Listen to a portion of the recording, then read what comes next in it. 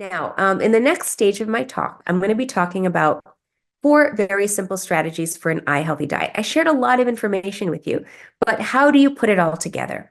And I'm going to give you four simple strategies whereby you can put all of this information together to make sure that you are supplying your eyes with the nutrition that they need. And also, I share this also in my book. So I'm giving you a very quick summary of all of this. But this is also, I believe it's page 18 in chapter 1 of my book that you can find these strategies. Four strategies for an eye healthy diet. So strategy number 1, eat a plant-rich diet. Plant-rich is the key, or plant-forward, if you'd like to call it that. The plants that we can eat will provide us with a wide range of many of the nutrients that we need to keep our eyes healthy. So these include colorful fruits, vegetables, also nuts and seeds and legumes. And my recommendation is to eat a plant-rich diet with at least 5 cups of fruits and veggies and nuts and grains a day. Many people say, they kind of are shocked when I tell them 5 cups. And many of them will say, I don't think I can do that, Dr. Rani. I barely get like, 1 serving in a day. Maybe I have a little bit of lettuce with my burger, et cetera. And so I really just don't get enough fruits and vegetables. And what I tell them is there is a simple way to do it. And I'm going to share with you on the next slide what that is. But before I move on to that, I do also want to stress that this type of a diet, it is not, I'm not saying that you need to be on a vegetarian diet or whole foods plant-based diet, or you need to be on a paleo green diet. What I'm saying is to get your plants in your diet. If you have animal products, that's a personal choice. If you do have animal products, I would also say make sure that you're including specific animal products like certain types of fish, salmon, mackerel, trout, tuna, or perhaps the ones that will give you the biggest bang for your buck in terms of their benefits. Also eggs for their lutein and zeaxanthin value. Now, a very simple way to get your 5 cups a day of your fruits and veggies and nuts and seeds into your diet is to have a daily green smoothie. And this is something I recommend to all of my patients, is to have 3 cups of leafy greens a day. You can pack them in. 1 cup of berries of your choice, or maybe rotate through different berries. 1 to 2 tablespoons of seeds, particularly chia seeds, flax seeds, hemp seeds. These provide the precursors of DHA and EPA, which is ALA. And also you may want to include some nuts if you do have nuts. And if you're going to choose a nut, this is one of the therapeutic foods in my book, but it's pistachios that I think are the nut of choice when it comes to your eye health. But you can also have cashews, almonds, walnuts, whatever nut you prefer, and include milk of your choice, 1 to 2 scoops of protein powder if you prefer that, and some ice, and you blend it all together. And if you do that, you will get a beautiful green smoothie that is nutrient dense, and all in one go, you can get your daily nutritional needs met for your eyes. And also, if it's challenging to make this every day, you can also make it and put it in a refrigerator and store it for about 1 or 2 days, or you can freeze it and have it at a later time. But it's a wonderful way to get your daily eye nutritional needs in, again, all in one go. Now, strategy number 2, I said we're going to talk about 4 strategies. Strategy number 1 is to eat a plant-rich diet of at least 5 cups a day. Strategy number 2 is to eat the rainbow. And I'm sure you've heard this from many people before. Many speakers, even in this summit, have probably talked about eating the rainbow, eating a diversity of different colors to provide your eyes with the many different nutrients they need. And this is a beautiful example of what eating the rainbow looks like. So various different shades of greens, yellows, oranges, reds, greens, purples, blacks, blues.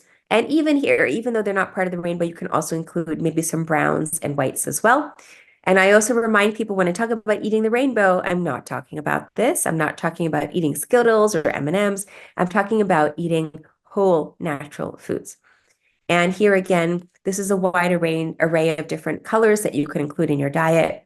And I oftentimes like to share with my patients the rule of 21, which is most of us eat about 3 meals a day for 7 days a week. So if you count that up, that's about 21 meals per week. And so with each meal, strive to have a different color with each meal. And that way you are sure to get your 21 different colors and many of those nutrients that those colors will provide. Now, strategy number 3, I'm sure many of you have heard this as well before in the past, is to avoid SAD foods. Now, if you've never heard this before, by the way, SAD stands for Standard American Diet, or SAD. And these are typically foods that are very common in a Western diet, including processed foods, foods that have refined sugars in which the nutrients have been stripped, and also foods that have a high level of unhealthy omega-6 fatty acids. And again, these are just a couple of examples. So fried foods, ultra-processed foods, very high sugary foods, baked goods, etc.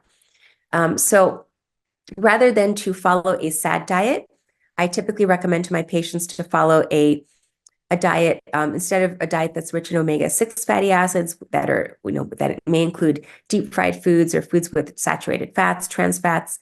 The goal would be to switch that to increase your omega-3 intake and to also include healthy fats and oils. So think about the oils that you're cooking with. Try to stay away from a lot of the vegetable oils like safflower oil, sunflower oil, corn oil, canola oil, and instead maybe cook with other types of healthier fats. My preference is always olive oil, but depending on what you're cooking and the melting point that you're looking for, there are other alternatives as well. In terms of processed foods, try to switch them out with raw natural foods or unprocessed foods. And in terms of refined carbohydrates, you'd rather prefer whole grain grains, breads, etc., that are whole grain. And also, if you need something a little bit sweet, always try to choose foods that are naturally sweet rather than adding sugar to them. And then the final strategy I'm going to share with you is to support a healthy gut microbiome. And you've all probably heard of the human gut microbiome. There are at least 40 trillion organisms that live inside of our gut, and they help to modulate many bodily functions, from protecting against pathogens to production of vitamins such as vitamin B12 and vitamin K. The gut microbiome helps to develop our immune system and helps to regulate the immune system. It helps to promote fat storage. It helps to process dietary fiber into short-chain fatty acids that tend to be anti-inflammatory. And also, the gut microbiome is essential in the production of neurotransmitters that are found in the gut as well as in the brain. So again, the gut microbiome is very important for many, many different functions.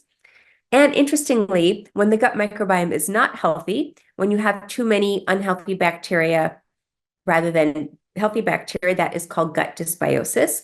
And so we know that people who have gut dysbiosis may be prone to certain anti-inflammatory or even autoimmune conditions, inflammatory or even autoimmune conditions. And when it comes to eye disease, we know that people who have gut dysbiosis may be more prone to conditions such as dry eye, macular degeneration, uveitis, and glaucoma. So there's really interesting, very really emerging, hot off the press type of papers that are being published on eye health and eye disease as it relates to the gut microbiome. So the goal here is to, you don't necessarily have to test exactly what's going on in the gut.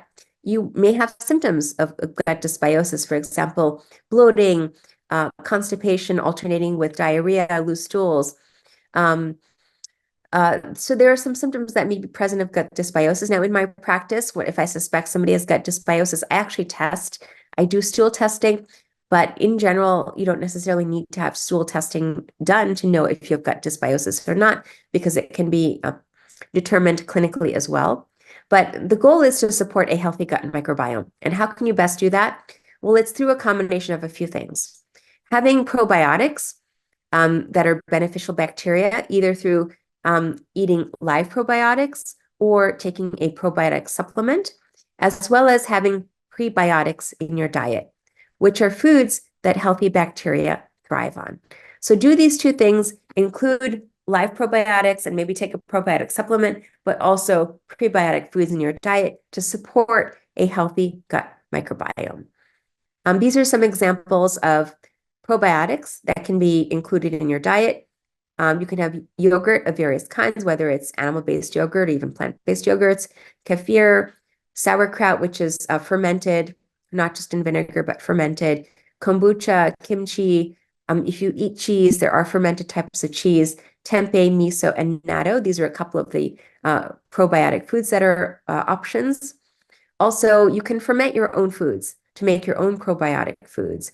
It's relatively easy to do, to ferment your own veggies, and they're actually quite tasty as well. So I would suggest experimenting with this.